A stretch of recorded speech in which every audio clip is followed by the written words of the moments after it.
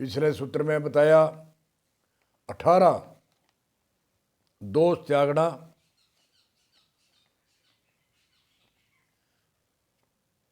अध्यात्म में आत्मा में स्थिति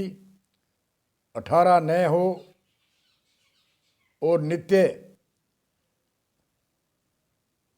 अध्यात्म और नित्य अध्यात्म आत्मा में स्थिति, नित्य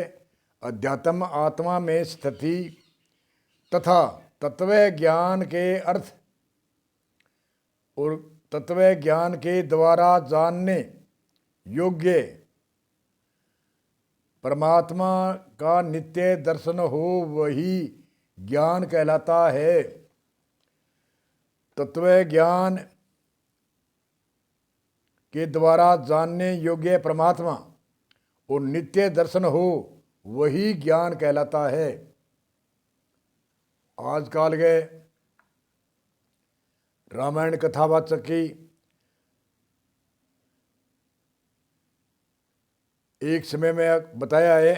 कि एक समय में रामचंद्र जी वनवास में एक शिला पर विराजमान हा, सुखासन में बैठे हा, तो लक्ष्मण जी पूछो ज्ञान वैराग्य के बारे में, जीव ईश्वर के बारे में और साधना के बारे में। मैं इसी के उपाय करूँ तो कैसे हूँ, मेरे गुरु के प्रति भाव है, मेरे राम के प्रति भाव है, मैं चरणागो सेवक बनूँ। तो मुख्य ज्ञान के रामचंद्र जी 18 वस्तुओं को पिछले सूत्र में त्याग बतायो भी ए वस्तु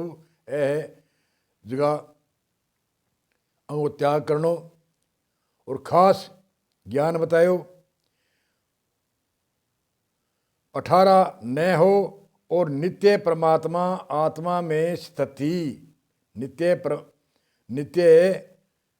परमात्मा अध्यात्म आत्मा में स्थिति, अध्यात्म आत्मा में स्थिति तथा तत्व ज्ञान के अर्थ, तत्व ज्ञान के द्वारा जानने योग्य परमात्मा का नित्य दर्शन हो, वही ज्ञान कहलाता है। आजकल का कथावाचक रामायण करना के कवे रामचंद्र जी को बाल लीला में सांग पाल्ट दिखावे, ए शिव जी दर्शन करना आया, ए काग बसुंड जी आ गया, ए अलग अलग सीन धारण करके कृष्ण जी रामचंद्र जी को बाल रूप को सांग पाल्ट बना के रामचंद्र जी आ गया, दर्शन करो दर्शन करो। और वनवास जावे तो वनवास की सीनरी बनावे, पार्ट बनावे, अलग अलग पार्ट ले आवे, अनेक तरीका से रामायण के अंदर पार्ट सीनरी ले आगे अंगुलियों इशारों करे, ए राम है दर्शन करो, आज राम को जन्म होवेगो, आज राम को वनवास होवेगो, आज राम को ठीक है। रामायण के अंदर रामचंद्र जी महान पुरुष होया, त्रेता युग में अवतरण होया और मर्यादा पुरुषोत्तम हा, शासन की मर्यादा राखी, माता पिता को मर्यादा को उपदेश दियो, भाई भाई के सगे किया रहे मर्यादा को उपदेश दियो, और प्रजा और राजा को के धर्म हुए धर्म नीति बताई, माता पिता की आज्ञा मान के वनवास जाने की नीति बताई। तो मर्यादा पुरुषोत्तम परमात्मा पहले भजन में एक बतायो, एक पार ब्रह्म रूप चतुर्धर लीला करत विहार, एक पार ब्रह्म परमात्मा है, चतुर लीला करत विहार, चतुर्धर लीला करत चार प्रकाशों काम करे, ब्रह्मा हो गए उत्पत्ति करे, विष्णु हो गए पालन करे सारे संसार को, परमात्मा की विष्णु शक्ति को नाम है सारे संसार को पालन पोषण करनो, और रुद्र हो गए दुष्ट ने उड़ावना, और अचल राम मुमुक्षों के कारण गुरु मूर्ति लेवेधार, पार ब्रह्म परमात्मा की चार शक्तियां काम करे। वो ज्ञान लक्ष्मण ने दियो है रामचंद्र जी, गुरु भाव से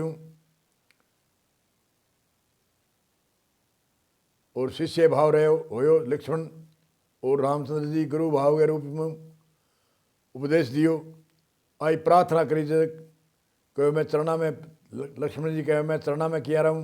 मेरो शोक भाव है जिसको मैं राम ने मुनि कहो है, स्वामी कहो है, संत कहो है, महान पुरुष कहो है, प्रभु कहो है, ईश्वर कहो है, राम कहो है, अनेक तरह से लक्ष्मण निवेदन करे है, अलग अलग नाम की उपमा कहेगी। और रामचंद्र जी गुरु भाव से उपदेश दियो कि 18 को त्याग कर,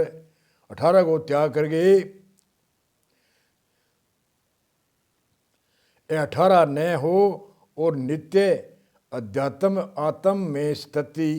तथा तत्व ज्ञान के अर्थ तत्व ज्ञान के द्वारा जानने योग्य परमात्मा का नित्य दर्शन हो, वही ज्ञान कहलाता है।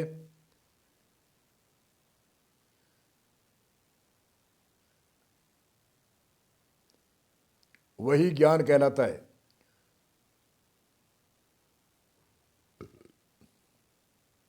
रामायण में रामचंद्र जी को जन्म हो, रामचंद्र जी को जन्म अवतरण होया क्यों हो, अनेक संतां की गाथा है। कोई नारद जी मुनि के कारण बतावे, कोई अमुख राजा हो बड़ तपस्या करी, वरदान दियो, राजा कहो थारे मन दर्शन दिए, विशो विशो मेरे पुत्र उत्पन्न हुए, बंगे मनोकामना पूरी हुई। आगे जाके दशरथ राजा हो और बिंगे राम लक्ष्मण शत्रुघ्न आदि भरत पुत्र होया।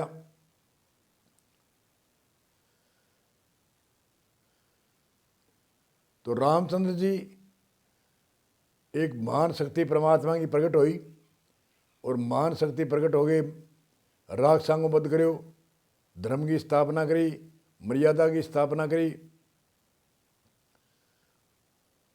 भी मर्यादा को तुलसीदास जी रामायण गावा, रोचक ज्ञान, यथार्थ ज्ञान, भयानक ज्ञान, आदि आदि ज्ञान क्यों चौपाइयाँ बड़ी गुड रहे स्यों चौपाइयाँ कई। धन्यवाद हो तुलसीदास जी ने, बोलो तो तुलसीदास जी भगवान की जय हो।